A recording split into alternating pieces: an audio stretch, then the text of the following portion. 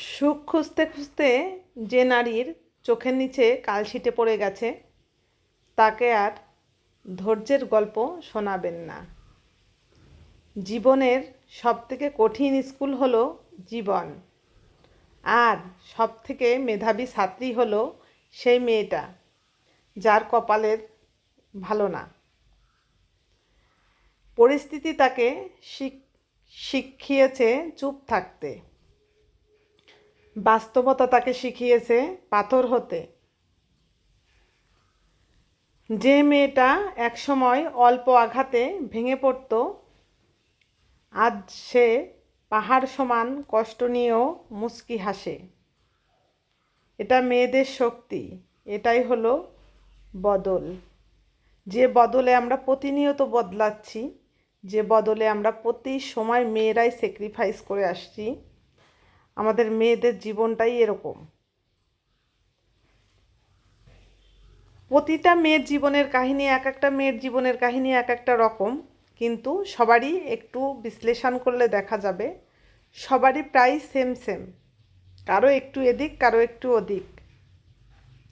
কেউ স্বামীর থেকে অত্যাচারিত হচ্ছে, কেউ পারিবারিক শ্বশুর শাশুড়ি ননদ, কোনো না কোনোভাবে একটা অশান্তি তাকে ঘিরেই ধরছে। তো মেয়েদের জীবন শুধু ত্যাগেরই জীবন আমার মনে হয়। বা আপনারা যেখানেই দেখবেন শুধু ত্যাগই করে গেছে মহিলারা, ত্যাগই করে গেছে ওরা।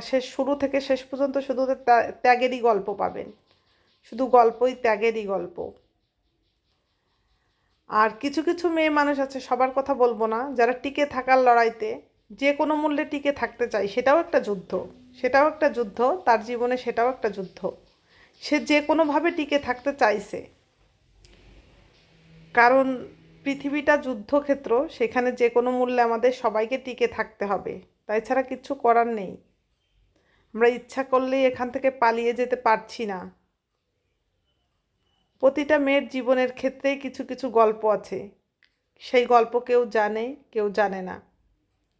একজনকে দেখেই আমরা মন্তব্য করি, ও হয়তো এমন, ও হয়তো এরকম, সে হয়তো ওরকম। কিন্তু না, তার ভিতরটা যখন আপনি জানছেন না, আন্দাজে কাউকে নিয়ে সমালোচনায় যাবেন না। সমালোচনাটা কিন্তু খুব ভালো জিনিস না। সমালোচনাটা যে আপনি করছেন এটা খুব ভালো জিনিস না। সেটা আপনার জন্য প্রযোজ্য হতে পারে। আজকে আপনি একজনকে নিয়ে আলোচনা করছেন, কালকে আপনার বাচ্চা আছে, তাকে নিয়েও কিছু হতে পারে। এগুলো মাথায় রাখবেন। নিজেকে খুব বড় মনে করার কোনো প্রয়োজন নাই। আমরা মানুষ, তুচ্ছ জিনিস। যখন তখন আমরা মারা যেতে পারি। আমাদের নিঃশ্বাসে সব কিছুর বিশ্বাস আছে, কিন্তু নিঃশ্বাসের কোনো বিশ্বাস নাই, যেখানে আমরা প্রত্যেকেই অসহায় হয়ে পড়ি। আমাদের সব কিছুর উপরে সৃষ্টিকর্তা আছেন, উনি জানেন কোনটা ভালো কোনটা মন্দ। তবে পরিস্থিতি আমাদের অনেক কিছু শিখতে বাধ্য করে। পরিস্থিতির চাপে আমরা অনেক কিছু শিখে যাই। মেয়েরা শিখতে বাধ্য হয়, ছেলে মেয়ের যন্ত্রণা সহ্য করে, শ্বশুর শাশুড়ির যন্ত্রণা সহ্য করে, স্বামীর অত্যাচার, ভালোবাসা যেইটাই হোক সহ্য করে। তাদের জীবনটাই হচ্ছে সহ্য করার জীবন, সহ্য করতে হবে। বিয়ের আগে বাবার বাড়িতে যেটুকু সুখ পাই সেটুকুই তার জীবনে পাওয়া। তাই যারা সুখের কোনো আনাগোনা নাই।